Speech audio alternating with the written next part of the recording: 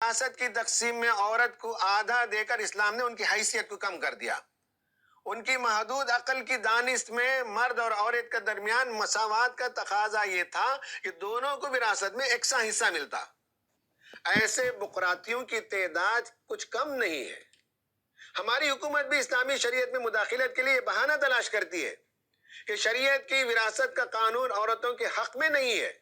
وہ سمجھتے ہیں کہ دونوں کو برابر ملنا چاہیے، ایک کو زیادہ ایک کو کم ملنے سے انہیں تکلیف ہوتی ہے۔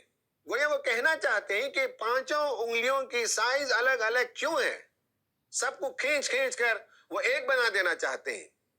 آئیے ذرا جائزہ لیتے ہیں کہ مرد اور عورت دونوں کو وراثت میں ایکول شیئرز دینے کے نتائج کیا ہوتے ہیں۔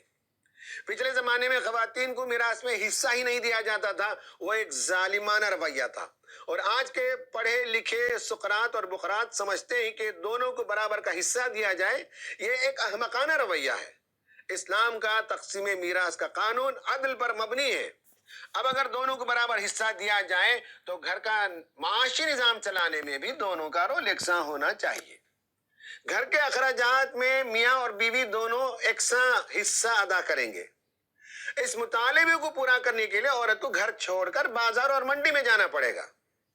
جب تھکے تھکائے وہ گھر لوٹ کر آئے گی تو شوہر سے یہی کہے گی کہ جب ہم دونوں معاشی لحاظ سے یکساں ہوئے تو گھر کے کام کاج میرے ذمے کیوں ہو؟ شوہر بھی اس میں برابر کا شریک ہونا چاہیے۔ اس مطالبے کے آگے اگر شوہر سر تسلیم خم بھی کر دے، پھر عورتیں کہہ سکتی ہیں کہ میں اکیلے کیوں نوع انسانی کو جنم دوں، یہ کام اکیلے میں کیوں کروں؟ جب ہم دونوں برابر ہیں تو تم بھی یہ کام کیوں نہیں کر سکتے؟ یہاں پہنچ کر جو مرد اور عورت کی برابری اور بالخصوص معاشی برابری کی بحث ہے وہ ختم ہو جاتی ہے۔ وہ اس طرح سے ڈیبیٹ ٹوٹ کر ختم ہوتا ہے جس طرح سے سمندر کی موجیں اٹھ اٹھ کر آ کر چٹان سے ٹکراتی ہیں اور ختم ہو جاتی ہیں۔ انسانی نسل کو آگے بڑھانے کا کام دونوں کی معاشی برابری کے جھگڑے کی نظر ہو کر گھر بے رونق ہو جائیں گے۔ اس لیے اسلام کا نقطہ نظر یہ ہے کہ جب فطرت نے عورت پر زیادہ بوجھ ڈالا ہے تو شریعت نے اس پر سے معاشی بوجھ کو ہٹا دیا، اور مرد کی ذمہ داری ہے کہ وہ گھر کے تمام اخراجات برداشت کرے، اور ایسا کر کے وہ عورت اور بچوں پر کوئی احسان نہیں کرتا۔